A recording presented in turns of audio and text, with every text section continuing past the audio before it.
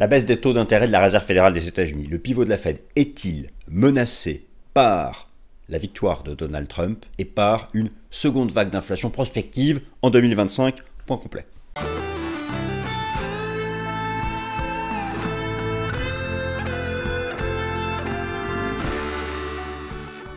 Chers amis, je suis ravi de vous retrouver.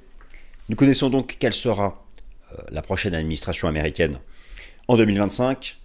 Et beaucoup craignent que cela vienne complètement briser tous les efforts faits depuis 2022 pour briser l'inflation. C'est vrai que l'inflation est revenue proche de l'objectif de la Fed, mais attention, tous mes indicateurs avancés d'inflation clignotent, alerte orange. L'inflation va rebondir en cette fin d'année. Donc déjà, l'inflation va rebondir en cette fin d'année, rien à voir avec l'élection de Donald Trump. Mais effectivement, vous l'avez noté, depuis début octobre, les taux d'intérêt du marché ont rebondi, le dollar américain a rebondi, et je vais vous présenter ça dans la première partie, alerte orange sur tous mes indicateurs avancés d'inflation, remontée verticale de Truflation, l'inflation temps réel, qui est passée de 1 à 2,70 en 3 semaines. Qui n'est pas ça. Alors heureusement que j'ai d'autres indicateurs avancés d'inflation, mais effectivement, il va y avoir. Nous n'allons pas passer sous la cible de la Fed cette année. L'inflation nominale va remonter à 2,7, 2,8. L'inflation sous-jacente, elle, va probablement être au-dessus de la cible de la Fed de fin d'année. Donc la question est, la baisse de taux de la Fed, il reste une décision de politique monétaire de la Fed cette année. C'est le 18 décembre. Le marché attend encore 25 points de base de baisse de taux. C'est cette décision-là qui est menacée. Et alors, le Fed Cut passe de 2025. Là, pour le coup, nous serons sous administration Trump.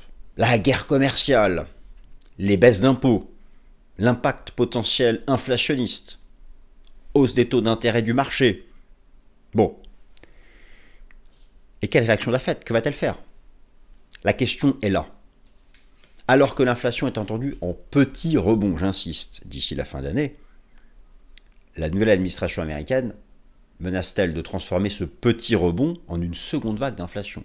Et alors là, chers amis, ça va devenir compliqué. Mais la messe n'est pas dite. Donc c'est le sujet que je vais traiter. Donc première partie, alerte orange sur les indicateurs d'inflation. Je dis bien alerte simplement orange.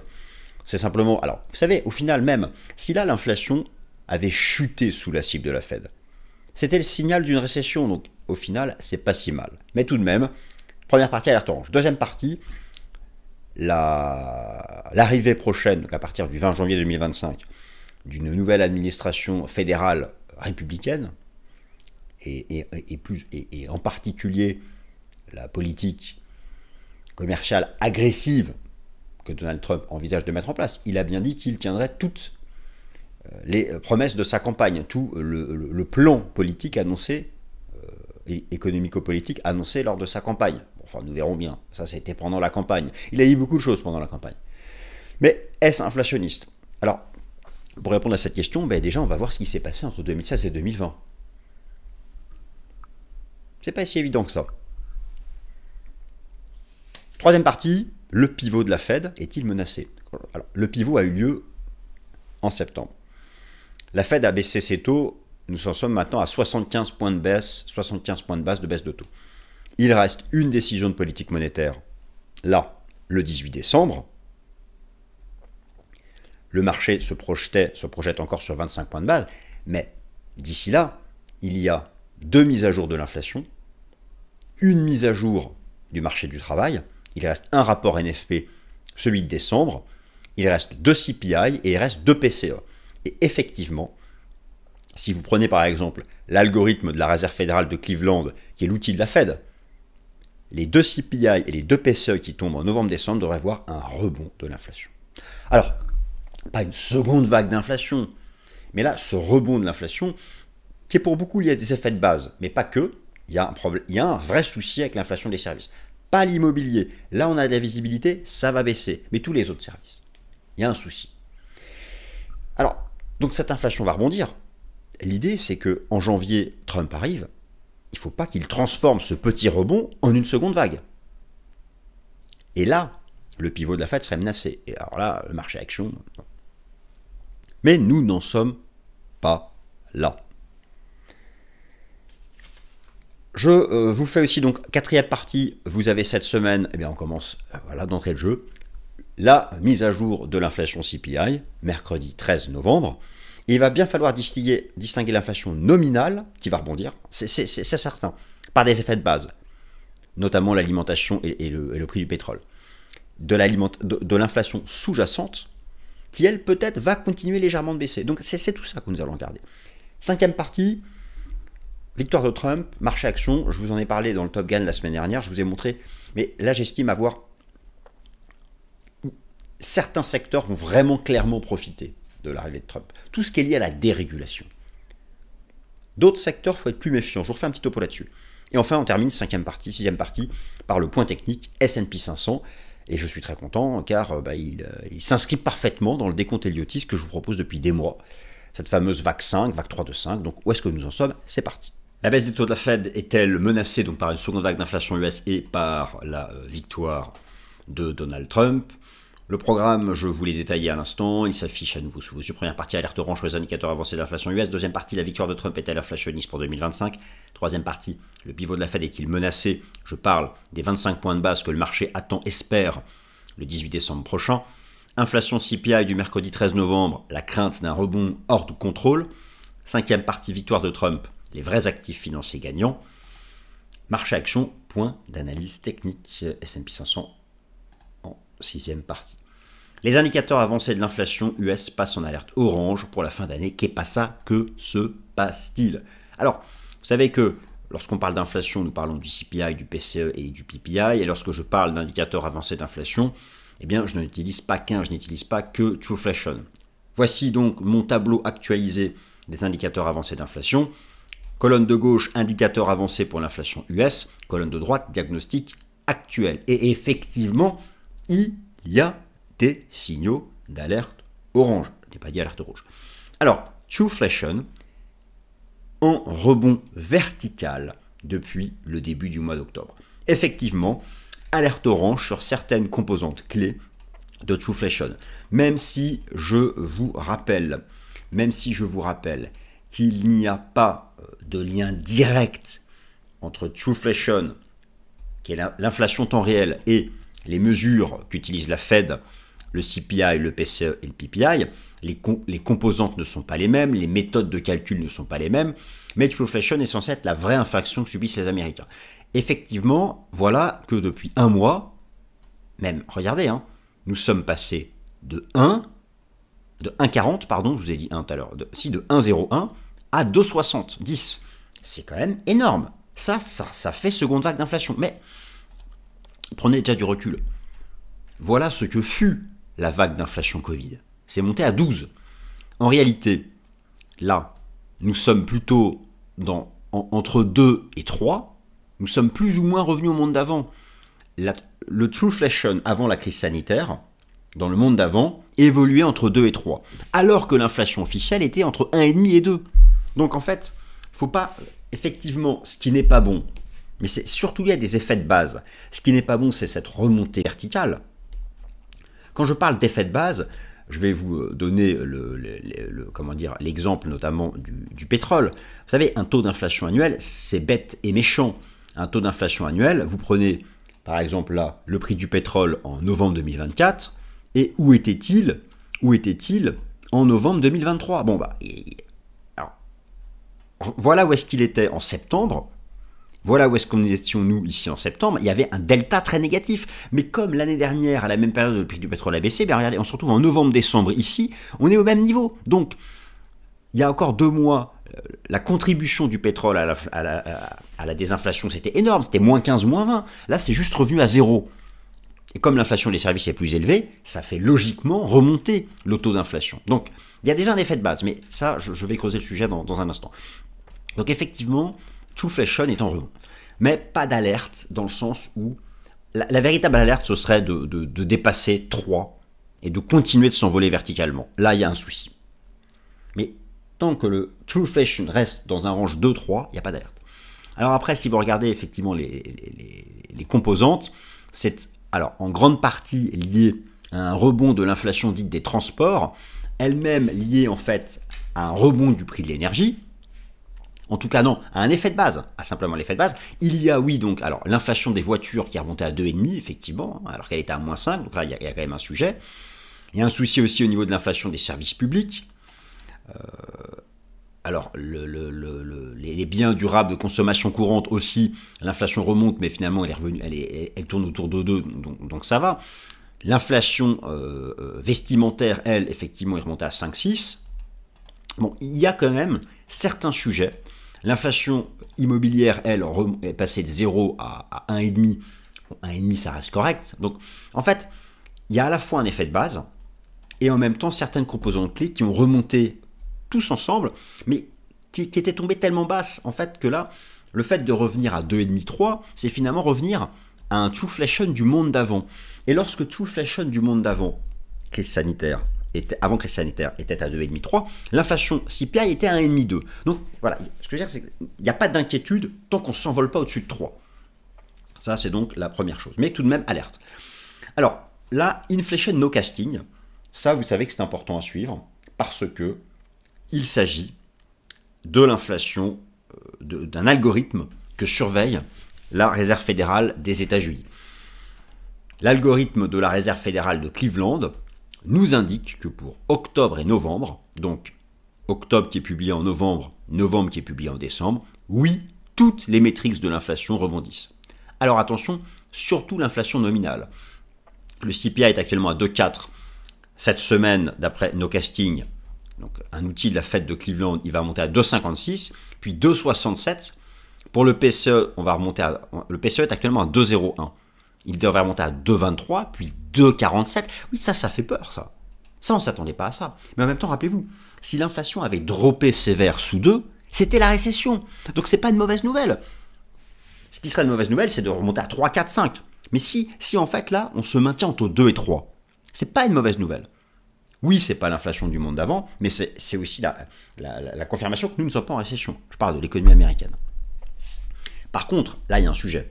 Le corps PCE, c'est ce que regarde la Fed. La Fed nous avait dit que son objectif pour décembre, c'était 2,6. Nous sommes actuellement, le corps est actuellement à 2,65.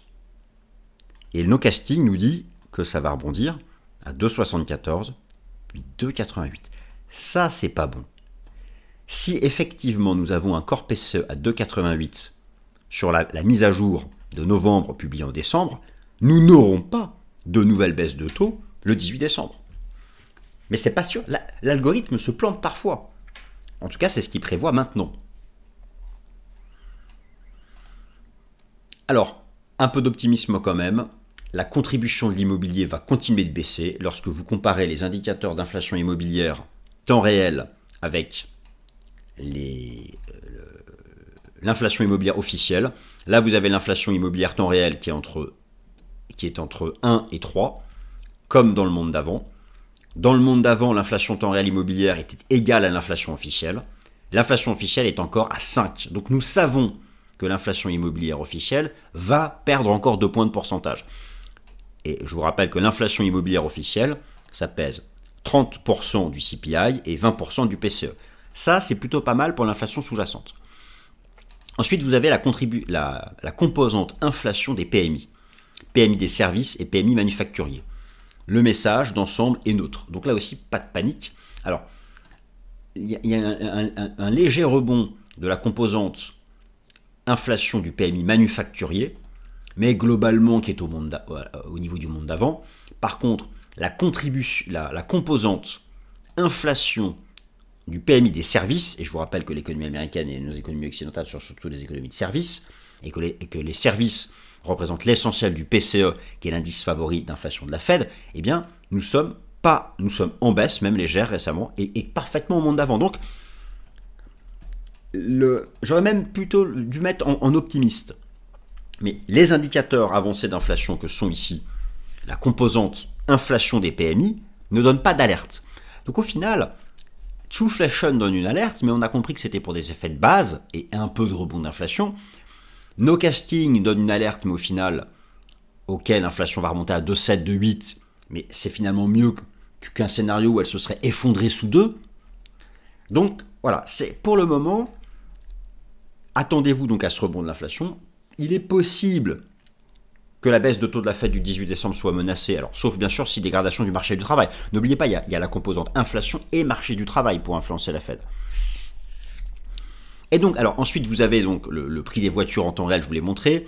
N'oubliez pas aussi les assurances automobiles qui restent à un niveau incroyablement élevé en termes d'inflation et les frais de santé. Et ensuite, vous avez les matières premières.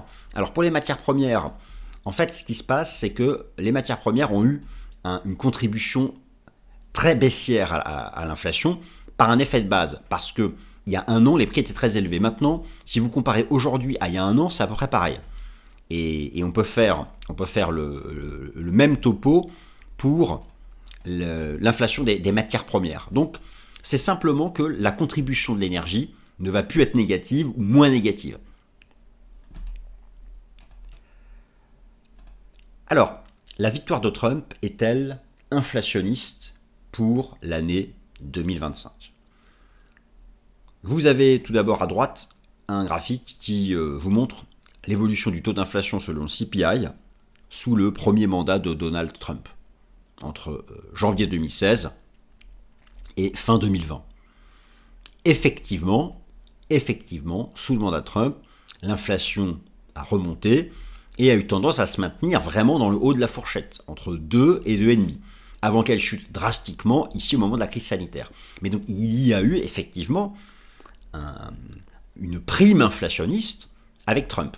Sachant qu'avant l'arrivée de Trump, l'inflation était plutôt autour de 1, et avec lui, elle est montée à 2, 2,5. Donc si là, l'inflation remonte à 2,5 et que Trump arrive, certains disent qu'elle va remonter à 4. Voilà les calculs bêtes et méchants qui sont faits. Je dis c'est plus complexe que ça. Alors, effectivement, si ça remonte à 4, ne comptez pas sur des baisses de taux. C'est terminé, on n'ira pas plus bas que les baisses qui auront été faites en 2024. Mais nous n'en sommes pas là. Alors, la guerre commerciale de Trump avec des droits de douane élevés sur les importations chinoises d'autres produits étrangers a donc entraîné une hausse du prix des biens importés entre 2016 et 2020. Donc c'est de l'inflation importée avec un impact sur le CPI. Des chaînes d'approvisionnement qui peuvent être perturbées, poussant certaines entreprises à chercher des fournisseurs alternatifs. Le temps de faire la transition, ça coûte cher. Il y a des hausses de prix. Souvent, si on se retourne vers des produits fabriqués localement, on se souvient des tarifs sur l'acier, l'aluminium. Bon, il y a eu un certain nombre de coûts qui ont concerné l'industrie, et effectivement, qui pourraient se traduire parce que l'industrie américaine importe beaucoup de produits chinois. Et effectivement, voilà, si ces coûts augmentent, et bien pour le consommateur final aussi. Après, effectivement, nous pouvons donc nous attendre à une augmentation de l'inflation importée industrielle, une augmentation de l'inflation importée dans le secteur manufacturier, mais encore une fois, n'oubliez pas, l'essentiel de l'inflation provient des services. Et alors là, il n'y aura quasiment pas d'impact de la guerre commerciale sur l'inflation des services. Donc c'est beaucoup plus complexe que ça. Il ne faut pas simplement se contenter de dire voilà ce qui s'est passé lors du premier mandat, j'ajoute 1,5 point d'inflation au niveau actuel, du coup on remonte à 4, du coup la Fed à 4, forcément elle pourrait même réaugmenter ses taux. Enfin, vous voyez, ça part dans tous les sens. C'est plus complexe que ça. Et déjà, attendons de voir concrètement la politique commerciale qui sera mise en place. Mais vous avez quand même sous les yeux un vrai sujet pour 2025. Ça y est, nous tenons notre sujet 2025. Politique budgétaire et commerciale de l'administration Trump versus la Fed. Ou comment la Fed va réagir. Et quel impact sur l'inflation. Ça va être hyper intéressant, on ne va pas s'ennuyer. Maintenant, revenons à l'immédiat. Le pivot de la Fed est-il déjà menacé si l'inflation rebondit ? Je veux dire, il reste, d'ici la fin de l'année, une décision de politique monétaire. Les 25 points de base du 18 décembre sont en question. Comment le savoir ? Alors, afin de répondre à cette question, il faut comparer les données d'inflation temps réel et prospective avec les objectifs que la Fed s'est fixés pour la fin d'année. Ces objectifs de la Fed ont été communiqués lors de la décision de politique monétaire de septembre. En réalité, le marché anticipe actuellement une dernière baisse de taux de 25 points de base le 18 décembre. Cela pourrait être menacé, effectivement, si d'ici la fin d'année, il reste 2 CPI et 2 PCE et 1 NFP. 2 CPI et 2 PCE pour l'inflation, 2 PPI aussi, et un rapport NFP pour le marché du travail. Si d'ici la fin d'année, le PCE Core remonte au-dessus de 2,6, actuellement il est à 2,65. C'est vrai que les indicateurs avancés disent qu'il pourrait remonter à 2,8, 2,9. Le PCE nominal est à 2,1. Les indicateurs avancés disent 2,4, 2,5. Mais encore une fois, c'est ce qu'ils disent maintenant. Tout peut aller très vite. Mais si nous avons un PCE Core, notamment Core, qui remonte au-dessus, qui va de 8, de 9, oui, la baisse de taux de 25 points de base de la Fed du 18 décembre est menacée. Sauf si le taux de chômage remonte, il est actuellement à 4,1% de la population active. S'il devait remonter en direction des 4,4, la Fed n'hésiterait pas à baisser ses taux le 18 décembre, même si le taux d'inflation Core se trouve légèrement au-dessus des 2,6. Car, encore une fois, la Fed n'a jamais dit que l'inflation reviendrait à 2 cette année. Prenez son tableau d'objectifs. Elle vise 2 en 2026.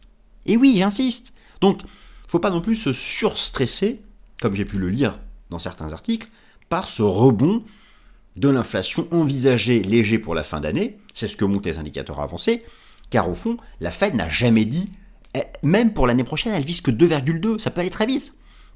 Donc là, effectivement, le PCE Core va remonter peut-être à 2,7, 2,8 en fin d'année, mais il va reprendre la direction du Sud en 2025. Mais en tout cas, il y a toujours l'arbitrage emploi et inflation à bien gérer. Donc c'est comme ça qu'on peut savoir. Alors, inflation CPI, mercredi 13 novembre, la crainte d'un rebond hors de contrôle. Alors, n'exagérons rien, n'exagérons absolument rien. Vous avez à droite un tableau qui vous refait... Alors attendez, déjà, première chose que je vous montre... où en est donc l'inflation. Le CPI, la Fed le regarde, mais elle se fixe sur le PCE. Actuellement, le CPI nominal est à 2,4, le CPI sous-jacent est à 3,3. Cette semaine, d'après Inflation Nowcasting, on devrait remonter à 2,56 et 3,34. Bon.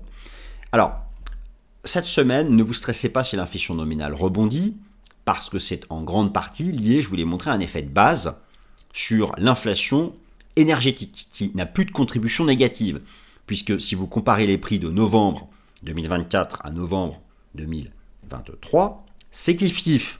Voilà, pour le coup, octobre, c'est kiff-kiff. Alors qu'avant, il y avait un drop, un delta négatif important. Mais dans le CPI, n'oubliez pas, vous avez 33% d'immobilier. Et je vous ai montré à plusieurs reprises, et encore tout à l'heure, que les indicateurs avancés de l'inflation immobilière nous disent que l'inflation immobilière va baisser. Donc finalement, Inflation Nowcasting nous annonce un léger rebond de l'inflation sous-jacente selon le CPI, mais ils peuvent se planter. En particulier s'ils sous-estiment ce que sera la contribution de l'inflation immobilière. Le problème, c'est quoi?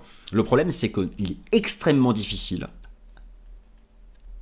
à donner une estimation temporelle du temps qu'il faut pour que l'inflation immobilière temps réel arrive dans l'inflation officielle. Ce mois-ci, ce mois-là, celui d'après, celui encore d'après, on ne sait pas.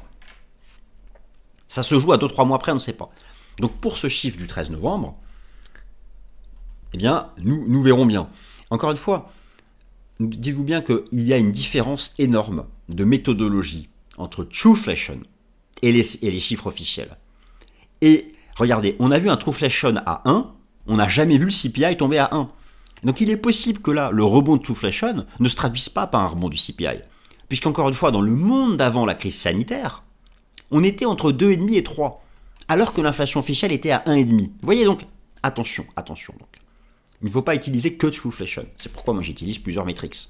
Mais en tout cas donc, ce mercredi 13 novembre, enfin, c'est le temps fort, c'est vraiment le temps fort fondamental de la semaine. Alors ça c'est rapidement, c'est un graphique que je vous ai montré la semaine dernière, enfin un tableau pardon. Donc je ne savais pas que Donald Trump allait être élu, enfin Polymarket le disait, hein. Je vous ai montré ça lundi. Alors Polymarket ça a été superbe, Polymarket a tout annoncé. Je voulais simplement affiner. Vous avez sous les yeux les secteurs qui sont favorisés directement par le programme qu'envisage de mettre en place la nouvelle administration républicaine sous Donald Trump. attention, je pense que il faut rester focus sur là où c'est le plus évident. Trump, c'est de la dérégulation massive. Ça va favoriser la finance et les crypto-monnaies, tout le monde a compris. Moi, pour Bitcoin, vous savez que d'ici fin 2025, je vise 200 000 $. J'ai bien dit fin 2025. J'ai pas dit cette semaine ni celle d'après. Les banques, bien sûr. La santé, pareil, ça va déréguler à mort. En fait, tout ce qui est, au sens large, made in USA. Tout ce qui est made in USA, America first. Donc en fait, l'industrie au sens large. Simplement, attention à la défense.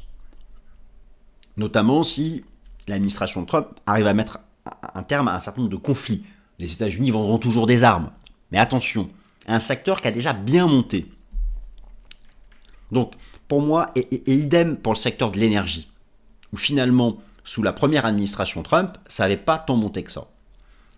Je pense que ce qu'il y a de plus évident, c'est finances et crypto-monnaies, santé, certaines parties de l'industrie où vraiment Trump joue le made in USA, comme par exemple l'industrie automobile. Voilà, allez vraiment sur les choses les plus évidentes. Et nous terminons par le marché action S&P 500, le traditionnel point de la liste technique. Et donc là, je suis content, puisque tout ce que je vous propose... j'en ai dit des bêtises. Bien sûr que je me suis planté sur un certain nombre de sujets, mais j'assume toujours. Mais donc, comme j'assume mes erreurs, eh bien, je mets aussi en avant quand j'ai raison. Et donc, pour le S&P 500, depuis des mois et des mois, je vous propose un décompte Elliotiste qui suit son cours. Et je suis content de voir que la victoire de Donald Trump entretient mon scénario d'une vague 5. Ma cible des 6000 points, elle est quasiment faite au moment où j'enregistre cette vidéo. Donc, on reprend comme d'habitude tous les horizons de temps. Où en sommes-nous? En données mensuelles, pour moi, la fin du bull market sera en 2025, lorsqu'il y aura des divergences baissières en mensuel, et il n'y en a toujours pas. En données hebdomadaires, nous sommes donc dans un marché, alors, une vague 1, une vague 2, une grande vague 3 dans laquelle vous avez eu 5 temps, une vague 4, nous sommes dans la vague 5. La vague 5 que je vois culminer l'année prochaine aux alentours des 6400 points, ce qui ne veut pas dire que d'abord il y aura un retracement comme d'habitude, hein, c'est impulsion, range, retracement, impulsion, retracement, impulsion, retracement, impulsion, retracement, impulsion, retracement, impulsion, retracement, voilà, c'est encore une fois. Donc ça, c'est le décompte de fond. Et donc, nous sommes, si j'affine, dans cette vague 5, à l'intérieur de laquelle nous avons fait la 1, la 2, nous sommes actuellement en train de sous-décomposer les vagues de la 3, de la 5. Vous avez compris? Nous sommes dans la 3, de la 5. 6000 points devraient représenter quand même une barrière de prise de profit. Comme d'habitude, petite conso, range, et ça repartira. Et je pense qu'on terminera la fin d'année au-dessus des 6000 points, mais ça, j'aurai l'occasion de mettre à jour ça chaque lundi, donc d'ici la fin de l'année, chers amis. Voilà, bah écoutez, j'espère que cette vidéo vous a plu, que vous avez passé un bon moment. Si c'est le cas, mettez un petit like ou vous abonner si vous avez envie. Et puis, je vous souhaite une excellente semaine. Merci de m'avoir écouté.